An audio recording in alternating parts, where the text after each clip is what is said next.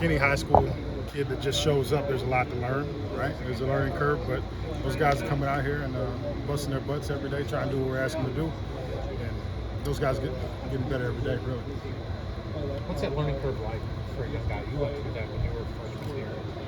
I think, honestly, the biggest difference is really on the field because what we're asking to do is just, stuff more complex in terms of offensive schemes, pass protections, routes, those type of things. So they're probably being asked to do a whole lot more than they've ever been asked to do before.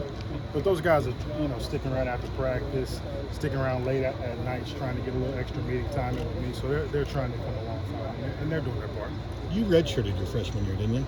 I did. I think most people do redshirt. I know it's a little bit uncommon these days, but I did. How much did that help you? It helped me a lot. I think it allowed me to get my body a little bit stronger, make adjustment in terms of being a collegiate, student as well, getting in the classroom, doing those type of things. But as far as on the field, it just allowed me to get stronger, faster, and adjust to the game a little bit more. Could you kind of use your experience, maybe if some kid that doesn't want a red shirt, and you kind of give him the pros and cons of it, kind of how it helped you?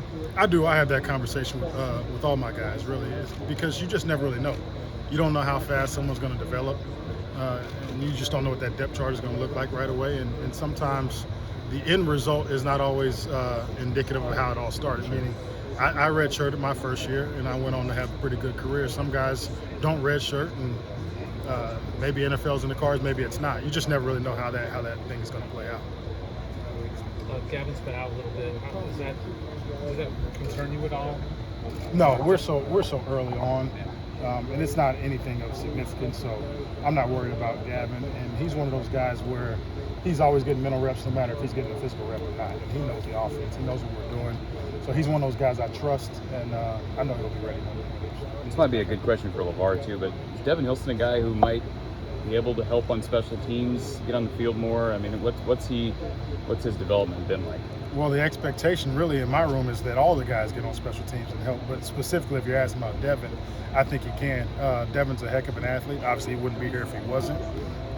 He's a guy that's had that year to develop. He's been on scout team. He's done some good things as far as giving us scout looks last year, and I think he's starting to make that transition this year. So hopefully, to your point, I think he can. I think he will. We've seen some pictures in the gallery of Devin being utilizing his ability as a pass catcher. Is that something that you think, maybe flexing out to place a receiver with the numbers there? Are you saying Devin or Gavin? I'm sorry. Devin Hilson, yeah. Really, all of them. Like I said, the expectation in my room, I don't limit what someone can do to each individual. The expectation is that every running back in my room can split out if they need to, can get in the backfield if they need to. I just want versatile players, and I think we have that in our room. So we try to get those guys the best opportunity to really help the offense be successful. He missed a good amount of spring practice with the injury. How have you just seen him come back and get back into the fold after missing so much time? Well, missing time sometimes is part of the business when you're playing football. The injuries are going to come. But to his credit, he's done a good job making sure he's staying involved, staying alert. Every time I turn around, he's standing right behind me, trying to make sure he's got the play.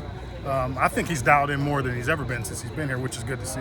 Right. In terms of LeSean, he's somebody that, yourself, Coach Stearns, has said has made a huge leap since he entered in terms of understanding the playbook and just carrying on that momentum. How have you seen that carry over from spring practice to now and really getting into the fold in the running back competition?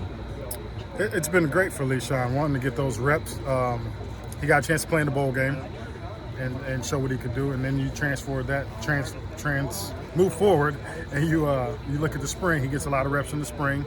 So again, he's getting more understanding, more confidence. Now you come into the fall, and he's getting a lot of the one reps right now with Gavin nicked up a little bit. So his confidence is just growing, and I think his teammates trust him, and he's trusting our schemes too. That's a big part of what we need him to do. Thank you, Coach. Mm-hmm. Thank you. How do you anticipate the season kind of playing out in terms of reps, carries, separating things out between Gavin, LeSean, maybe one of the freshmen? That's a very tough question to answer because right now you just don't know who's going to be healthy. Sure. You don't know what that pecking order quite looks like just yet, and really a lot of that is dependent upon health. Sure. So when that game week comes and we know who's healthy, who the guys are that should be available, we'll make that decision. How has Caleb really impressed you though, just coming out the gate? I think Caleb is a guy that he's hungry. He wants to be good. He doesn't mind the work, and I think Jazz is the same way. They're both hungry and they both want to work, so they're willing to do what we ask them to do.